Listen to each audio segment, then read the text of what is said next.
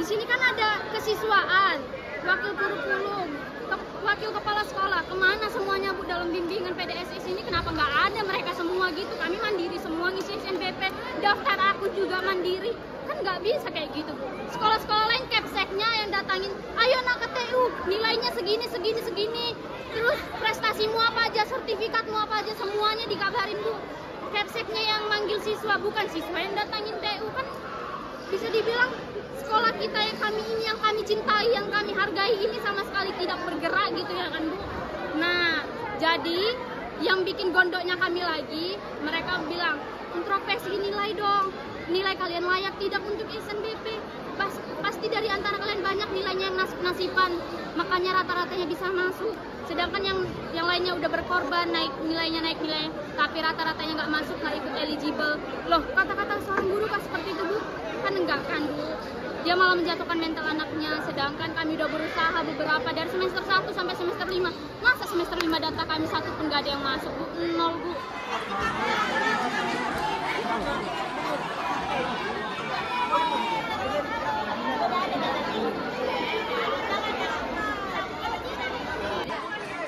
Tapi masalahnya, saya bersatunya tidak hadir.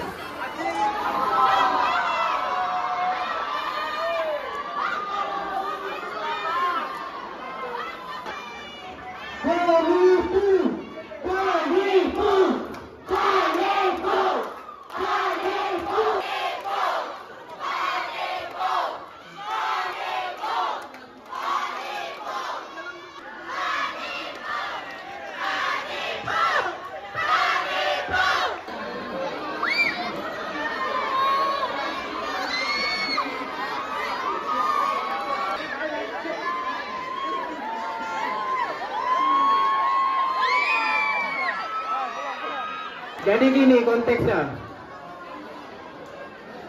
kami perwakilan udah ini, tapi dengan berita tadi mereka nggak datang. Jadi satu-satunya cara kita di sini untuk ini kan kalau kami menggunakan jalur e-raport, sedangkan jalur e-raport itu kalau dari mereka dibilang jalurnya lebih mudah karena tinggal tarik data nilai dari sistem Dapodik ya kan Bu. Nah, namun mereka setiap kami nanya gitu, kami datang kemarin saya datang di tanggal 31 di jam 11 atau jam 12 gitu datang ke sana untuk menanyakan apakah data kami udah disampaikan finalisasi. Terus datang dengan operator PDSS-nya, dia bilang tenang aja nak, udah saya urus soalnya lagi di progres.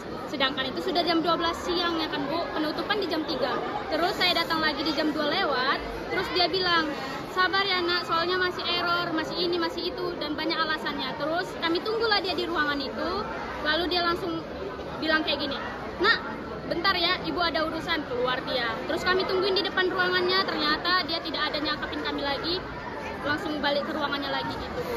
Terus kebesokannya harinya lagi kami datang lagi nanya sama dia, Bu kayak gimana prosesnya. Terus dia ngasih tahu masalah sistem, tapi dia nggak ngasih tahu sistemnya itu salahnya di mana. Terus diulang-ulang kayak gitu sampai akhirnya dia manggil seluruh siswa eligible ke aula, namun tidak ada konfirmasi dari wali kelas. Jadi hanya siswa-siswa aja yang tahu gitu Bu. Berarti kan ini jalur orang dalam gitu Bu, cuman hanya operator aja yang tahu, wali kelas tidak disangkut pautkan. Mereka bilang bahwa orang tua sudah dipanggil untuk bimbingan, sedangkan kami semua tidak ada dipanggil bimbingan orang tuanya Bu. Jadi bisa dibilang ini orang dalam semua Bu, jadi nggak ada sangkut pautnya ke orang tua atau ke wali kelas. Di sini kan ada kesiswaan, wakil kurikulum, wakil kepala sekolah. Kemana semuanya Bu dalam bimbingan PDSS ini? Kenapa nggak ada mereka semua gitu? Kami mandiri semua ngisi SNBP, daftar aku juga mandiri. Kan nggak bisa kayak gitu Bu. Sekolah-sekolah lain capseknya yang datangin, ayo nak ke TU, nilainya segini, segini, segini. Terus prestasimu apa aja, sertifikatmu apa aja, semuanya dikabarin Bu.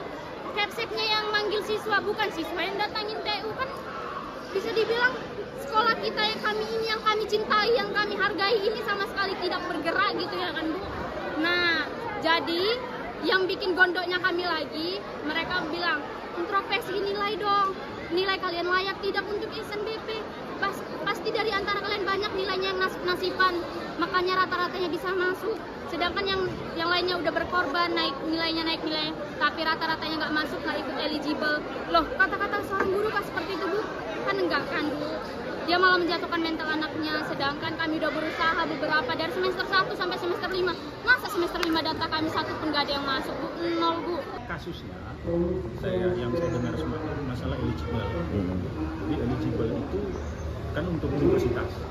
Jadi masuk ke universitas orang itu mau seleksi nantinya.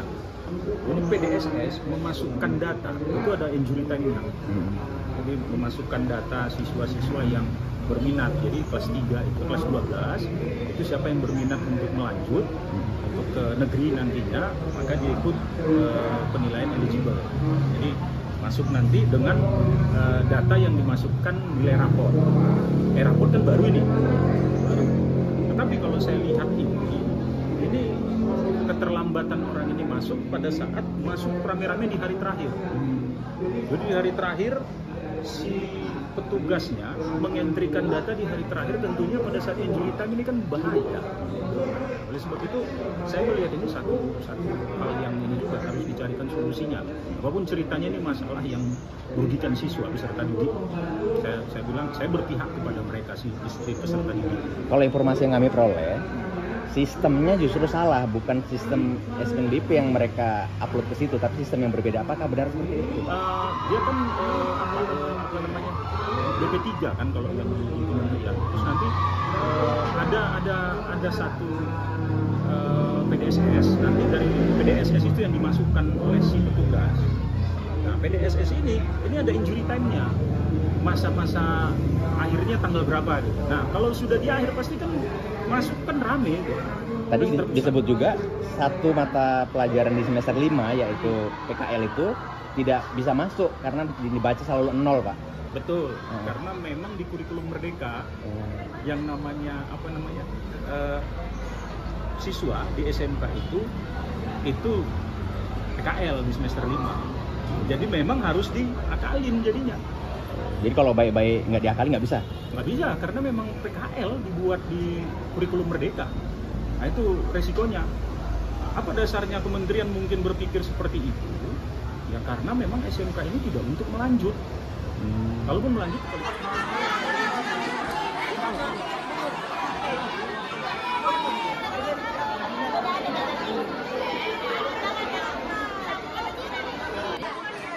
tapi masalahnya saya bersangkutan tidak hadir.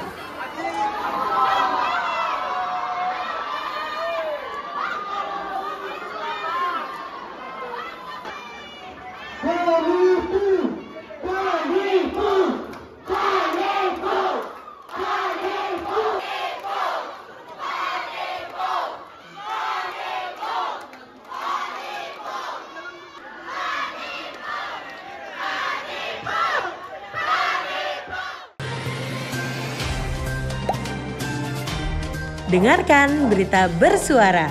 Klik fitur text to speech di inews.id.